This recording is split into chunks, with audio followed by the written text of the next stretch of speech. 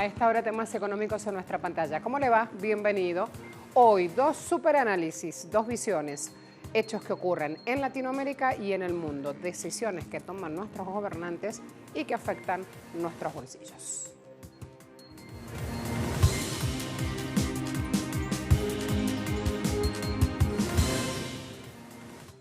Vamos a ver, en Argentina siguen las protestas contra las políticas macristas. Movimientos sociales están haciendo una acampe de 2 días frente al Ministerio de Desarrollo Social porque los funcionarios de esa cartera no dieron respuestas a las demandas de aumentos en los salarios, incrementos de los alimentos para los comedores y aperturas en los planes sociales. Mientras ustedes reciben esta información, están viendo en pantalla un pedido. Deuda de millones y el pueblo no tiene para comer. Se necesita declarar emergencia alimentaria ya. Fíjense también la cantidad de información que aparece en pantalla. Informe completo, allí lo tienen. CTA, que es una de las sindicales de la provincia de Buenos Aires, va publicando, empezamos a rodar nuevamente este informe, va publicando estas cifras. Lo que cada uno de los bonaerenses debe, no se lo creen, por eso piden auditar esta deuda. ¿De qué se compone? Es el gran interrogante planteado. Fíjense allí, deuda interna y deuda externa. Miren la externa, 82%, a agosto del 2019, 82% en moneda extranjera, o sea que son dólares, con lo que ya se pagó de intereses hasta el 2018. Se podrían haber levantado 25 hospitales de alta complejidad. Estamos hablando de repartir entonces beneficios sociales, 4.109 escuelas se podrían haber levantado, no se hicieron, y allí entonces las tantas dudas que se abren ahora en el panorama económico argentino a la hora también de cuestionar esta deuda. Una de las cosas que le dicen a Alberto Fernández si llega a la presidencia es: hay que auditar la deuda. Antes de hablar con algunos de los organismos que justamente son tenedores de esos papeles que implican esas deudas, hay que sentarse a auditarlas. ¿Se acuerdan de Grecia cuando planteamos ese igual panorama? ¿Se acuerdan cuando el FMI llegó a Grecia y justamente lo que pedían era declarar un panorama de emergencia porque sus ciudadanos no tenían para comer? Eso pasa hoy en Argentina. Mañana jueves es una fecha clave para todos los ciudadanos del país. ¿Por qué? Porque se está hablando de este proyecto de ley de emergencia alimentaria. Mañana Diputados va a debatir este proyecto presentado por grupos de oposición. Va a haber un costo político importante una vez que se asuma la necesidad de sacar adelante este proyecto. Si es que lo hace, cambiemos. Ya le vamos a preguntar a nuestro invitado si esto tiene posibilidades de caminar en el Congreso. Hay 10 iniciativas presentadas por diferentes bloques de la oposición que plantean una prórroga hasta el 31 de diciembre del año 2022 con una emergencia alimentaria nacional dispuesta por decreto, y en el año 2002 esto ya pasó, Duhalde lo hizo. ¿Qué es lo que buscan? Garantizar en forma permanente y de forma prioritaria el derecho a la alimentación y a la seguridad alimentaria y nutricional de la población. Esto está establecido en la ley. Le piden al gobierno de Macri impulsar, por lo tanto, la creación de un programa de alimentación y de nutrición que tenga alcance nacional. Incrementar también como mínimo el 50% de las partidas presupuestarias vigentes que correspondan a políticas públicas nacionales. ¿Por qué? Porque con esto incrementan fondos para los comedores. ¿Sí? Esto es muy, muy importante. La idea es que ya esté corriendo desde el mismo momento de implementación. Si sale por decreto, la implementación es muy rápida. Y no solo hasta diciembre, avanzar también hasta el año 2020, que dure justamente todo un periodo que permita un colchón ante la emergencia. Cuando hablamos de colchón es a la hora de tomar asignaciones del presupuesto fiscal, poder apalancar este programa de emergencia alimentaria, porque como están viendo en pantalla, el hambre no espera. La idea es actualizar de manera trimestral estas partidas presupuestarias. ¿Y por qué? Porque también allí hay un índice que corre y es el índice de la inflación. Se busca una política pública que sea nacional de alimentación y de nutrición. Así presentadas las cosas entonces, ya en debate este proyecto de ley de emergencia alimentaria, vamos a contactar a Lionel Stiglitz. en Argentina, en Buenos Aires, para conocer de cerca qué caminito va a llevar adelante este proyecto. Está al frente de Piqueteros, que es una organización social de base, caminando la calle, no solamente en Capital Federal y en Provincia de Buenos Aires, sino en distintos puntos del país, otrora bastiones industriales, caso Rosario, caso Córdoba. Lionel, bienvenido, ¿cómo te va? ¿Qué tal? Muchas gracias. ¿Cómo estás, Marcela? Gracias a vos por atendernos. Tenés ahí un mapamundi de fondo.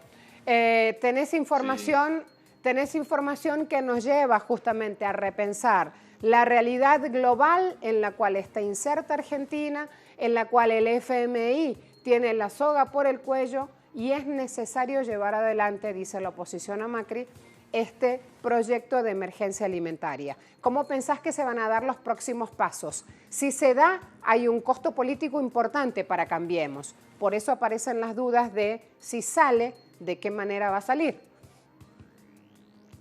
Bueno, como vos bien decías en el informe, hay un proyecto unificado de la oposición para presentar esta emergencia alimentaria el día de mañana en el Congreso Nacional. El gobierno está dividido al respecto. Hay un ala más provocadora que ha salido a decir el día de hoy, la ministra Patricia Bullrich, que no hay hambre en este país, cuando no solamente lo muestra la calle y es lo que cualquiera puede ver, sino que la misma FAO, dependiente de Naciones Unidas, ha dicho que en este país hay 14 millones de personas que tienen problemas para adquirir el alimento más básico que necesitan para vivir. Y después hay otro sector del gobierno que está planteando que no van a obstaculizar la emergencia alimentaria. Con lo cual, al día de hoy, habiéndose unificado la oposición tras un proyecto de ley, la decisión está de parte del gobierno si van a dejar, si se van a ir habilitando el debate y permitiendo que se apruebe este proyecto de ley que es necesario, como vos decías, para reasignar partidas y cubrir esta urgencia, o se van a ir del gobierno provocando, bloqueando esta herramienta administrativa y política importante que es la emergencia alimentaria, y por lo tanto un gobierno que llegó diciendo que iban a lograr que haya pobreza cero en este país, se va a ir negando el hambre que vemos todos los días en la calle. Rich, hoy temprano también veía en redes sociales y en algunos medios de comunicación de Argentina que dijo que si todo el tiempo están en la calle protestando, ¿cómo van a hacer para salir a buscar trabajo?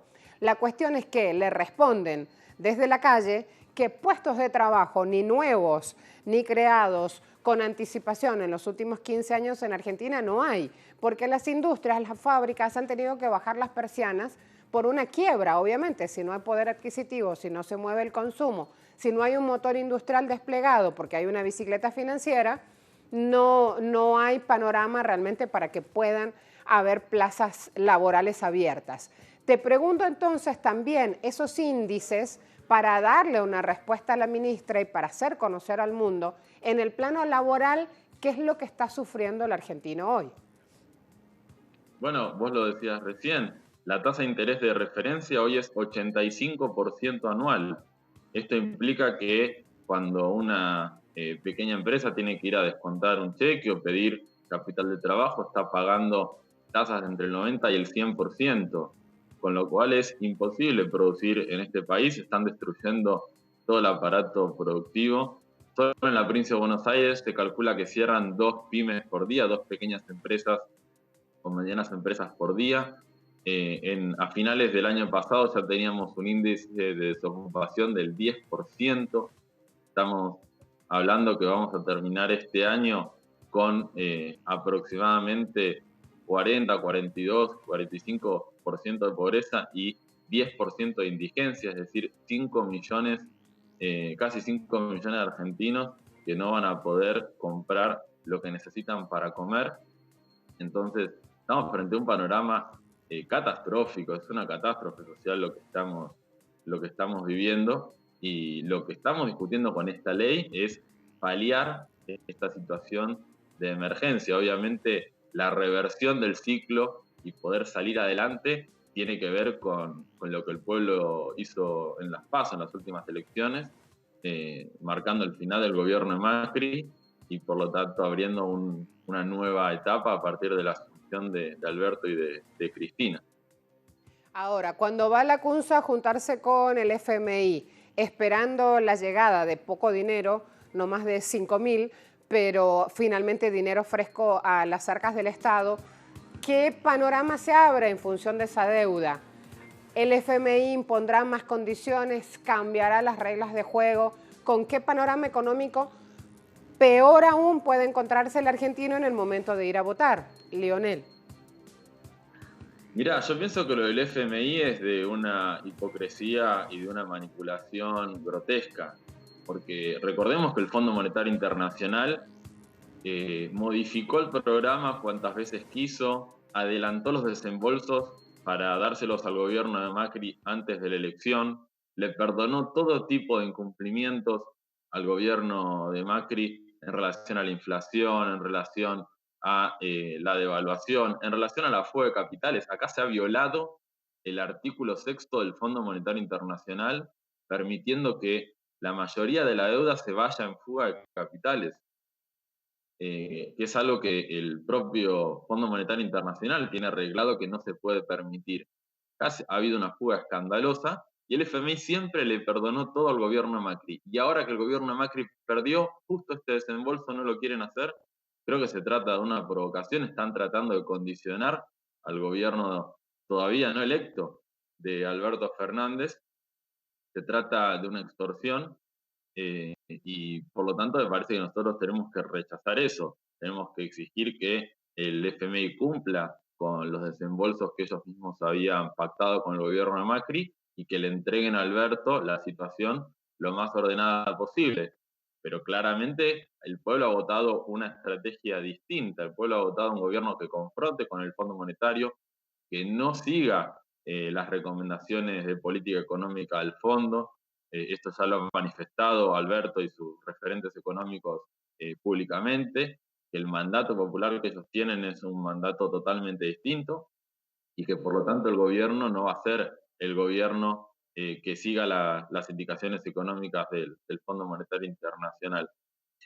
Si esta situación, digamos, no se estabiliza, bueno, podemos llegar a una situación mucho más grave. Recordemos que hoy estamos en medio de una corrida cambiaria y bancaria en Argentina. Se están perdiendo aproximadamente 300 millones de dólares por día de las reservas del Banco Central y hay también un nivel altísimo de retiro de depósitos. Es responsabilidad del gobierno y del Fondo Monetario Internacional frenar esta situación para que no se agrave. Gracias, Lionel. Queda más que clara la información. No, muchas gracias a ustedes. Adiós. Adiós. Lionel Stiglitz con nosotros. Justamente desde el ámbito de la experticia económica se encienden luces de alarma justamente por lo que está pasando en el país. En estudio, en proyecto, en diputados, esta emergencia alimentaria en Argentina ya en tratamiento. A la vuelta y también con el análisis vamos a hablar de otra salida, en este caso de Reino Unido de la Unión Europea. Ese mecanismo se llama Brexit por su sigla en inglés. Genera consecuencias. Ya las expectativas, las fechas van levantando alarmas. Nos vamos a preparar a conocer más del tema luego de la pausa.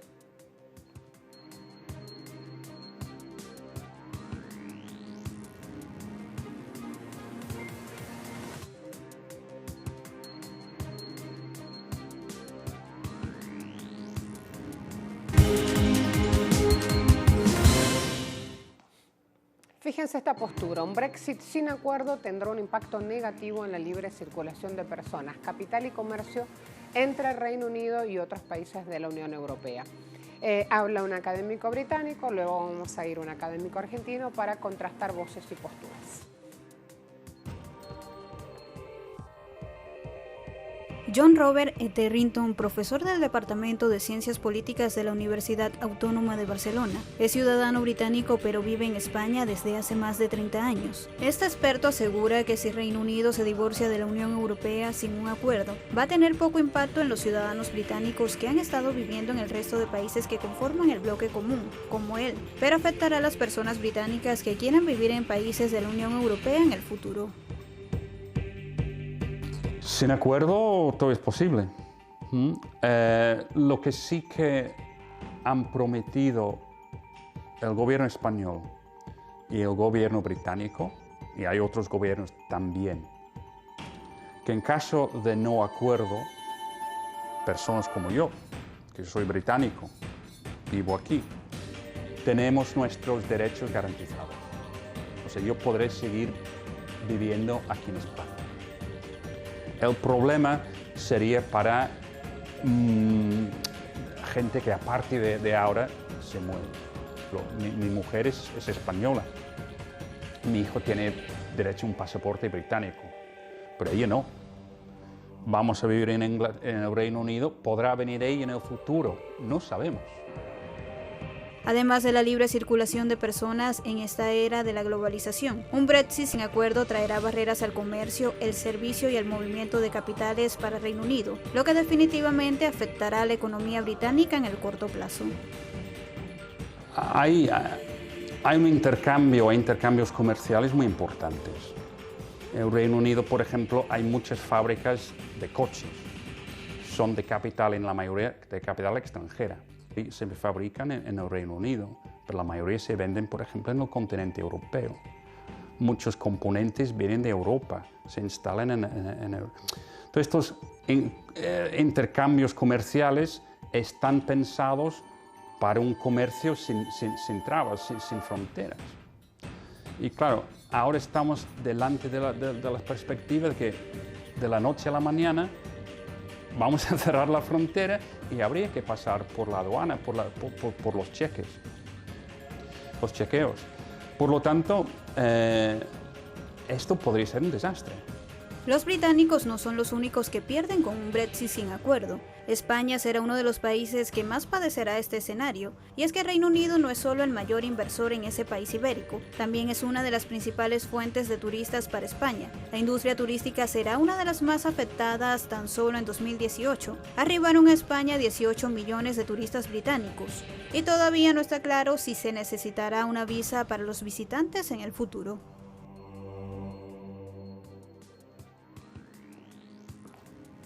Para hablar de este panorama económico europeo ante el Brexit, nos acompaña desde Buenos Aires, Argentina, el doctor Julio Gambina, especializado en temas de economía mundial. Integró la presidencia de CEPLA, Sociedad Latinoamericana de Economía Política y Pensamiento Crítico. Hola Julio, ¿cómo te va? Bienvenido. ¿Qué tal? Un gusto, ¿cómo están? Muchas gracias, el gusto es nuestro. Estamos ante un bombardeo permanente en medios de comunicación de que el Brexit va a causar incertidumbre en la economía mundial. Y ahí nos toca a todos. ¿Cuál es tu opinión? ¿Pensás que va a ser así y que es así de dramático además? Es correcto. Te diría que el Brexit duro o un Brexit acordado impacta en la economía mundial porque de hecho la incertidumbre es actual. Todos los pronósticos de los organismos internacionales hablan de una desaceleración de la economía mundial precisamente en los países capitalistas desarrollados. Eso es Estados Unidos, Europa, Japón. Y dentro de Europa, uno de los principales problemas es el rumbo a la recesión de Alemania. Y había mucha preocupación por la evolución económica de la producción en Gran Bretaña. El último dato de Gran Bretaña no es tan negativo, pero la verdad que son muy pobres los datos del crecimiento económico británico. Y la expectativa que hay es que, así como hay ruido en la economía mundial por la guerra comercial Estados Unidos y China, el Brexit es otro de los grandes temas de la economía mundial que impactan esta desaceleración, tendencia a la caída del comercio, y eso, no tengamos duda, impacta en el empleo de Gran Bretaña, pero también de los países europeos. Digamos que son muchas las incertidumbres, mucha la inestabilidad, y me animo a decirte que el principal problema con el Brexit es la fragmentación política que hay en Gran Bretaña, tantos de los que están a favor del Brexit como los que están en contra. Digamos que es una situación muy cruzada, de defensa de privilegios, constituido en los últimos tiempos, y cualquier solución que se avance en esta situación del Brexit sea a fines de octubre o sea en enero, como están pretendiendo ahora una postergación, va a ser problemático para la mayoría de la sociedad de menores ingresos, no solo de Gran Bretaña, sino de Europa. Ahora, si estamos preocupados por la caída de la producción industrial o de los datos en Alemania, ¿qué le queda, Julio, a Europa del Este entonces? Imagínate. Mira, y ahí agrega problemas, porque yo te insisto que el tema, no se puede separar la economía de la política. Y cuando hablas de Europa del Este o de Europa Central, ahí tienes que agregar los problemas políticos de una Hungría y una Polonia gobernadas por las derechas nacionalistas, que suponen un problema, vamos a decirlo, no solo para Europa, sino para el mundo. Porque el tema del nacionalismo de derecha, expresado con Donald Trump en Estados Unidos, pero también en Hungría, en Polonia, y los debates que hay en Italia, atraviesan los fenómenos políticos y económicos del sistema mundial en un momento de tremenda incertidumbre. Por eso es bueno preocuparse y es bueno discutir para salir de las incertidumbres políticas y en definitiva de cuáles son los proyectos que animan las soluciones a los problemas británicos, europeos o mundiales que hay en un momento de desaceleración con más cara de recesión que de recuperación de la economía, y eso, no dudemos, impacta en el empleo y en los ingresos de la mayoría de la sociedad que percibe muy pocos recursos para el sustento de su vida cotidiana. Y ahora hablamos del impacto de esto en los países emergentes, porque ya hoy, por ejemplo, medios de comunicación están hablando de que la demanda mundial de crudo también se va a desacelerar. Está OPEP trabajando sobre esto el fin de semana y ahí sí que nos toca de cerca países como Ecuador, Venezuela, Argelia, los más chicos, digamos, de los OPEP que producen petróleo. Julio, sobre este punto también quiero ir y con esto cerramos, por favor.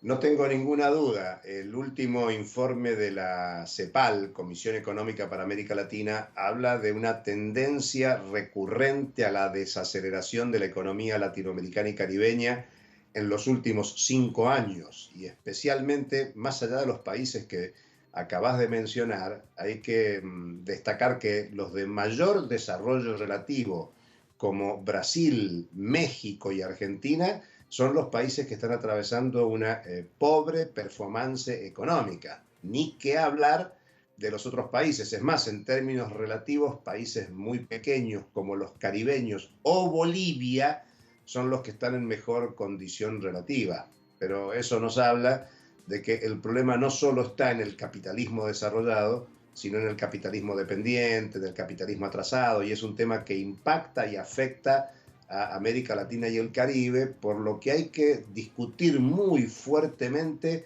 los paradigmas teóricos y políticos que hoy hegemonizan el discurso de las políticas económicas e insistir en la necesidad de transformar las realidades, de confrontar con la hegemonía teórica y política que está impregnando las políticas de los gobiernos de la región para transformar la realidad, que ese es el objetivo que interesa para mejorar la calidad de vida de los pueblos.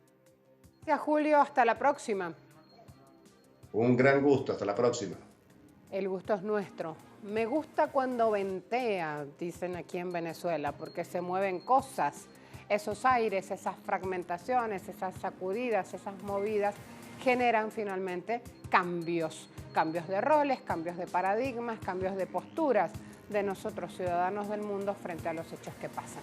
Han tenido hoy un programa muy específico de análisis económico y actualización, así que los espero nuevamente en la jornada de mañana para abrir otros debates y otros puntos de opinión. Hasta luego.